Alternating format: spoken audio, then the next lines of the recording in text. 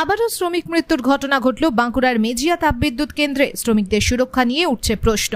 মাত্র দিন কয়েকের ব্যবধানে আবারও বড়সড় দুর্ঘটনা ঘটল বাঁকুড়ার মেজিয়া তাপবিদ্যুৎ কেন্দ্রে।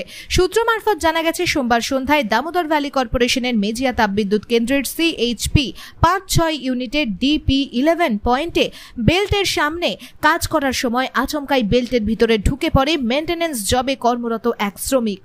চলন্ত বেল্টে তার শরীর দুমড়ে মুচড়ে যায়। ঘটনাস্থলে মৃত্যু ঘটে শ্রমিকের। মৃত শ্রমিকের নাম অনন্ত ঘোষ, বয়স আনুমানিক 50 বছর। এই ঘটনার পর মেইনটেনেন্স ওয়ার্কারদের মধ্যে ক্ষোভের সৃষ্টি হয়। ধারাবাহিকভাবে দুর্ঘটনার জন্য শ্রমিকদের সুরক্ষা নিয়ে উঠছে প্রশ্ন, যদিও এই বিষয়ে মেজিয়া তাপবিদ্যুৎ কেন্দ্র কর্তৃপক্ষের কোনো প্রতিক্রিয়া মেলেনি। আচ্ছা লাইন 1 মিনিট থাকবে।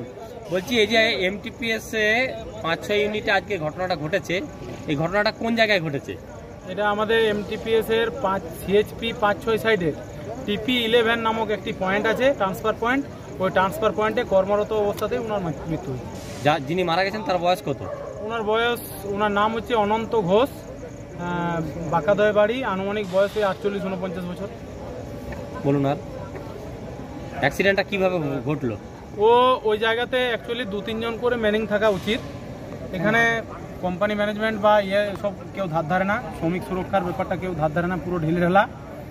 ওইখানে ওকে একা ডিউটিতে পাঠানো হয়েছিল, একা ডিউটি করছিল। নিচে জায়গাতে রানিং বেল্ট ছিল, ওই বেল্টে কয়লা তুলতে তুলতে ওর প্রথমে বেলচা ফেসে যায় বা যাই হোক, তারপরে ওর পুরো শরীরটাকে টেনে নেয়, বেল্টের ভেতরে ঢুকে যায়, ওখানেই মারা যায়।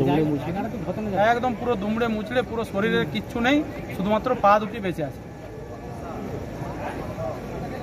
মেশিনটা এখানে মেশিন তো না, এটা একটা পুলি, কনভেয়ার বেল্টে কয়লাটা যায়। কনভেয়ার বেল্টের মানে তেল পুলি। আর কিছু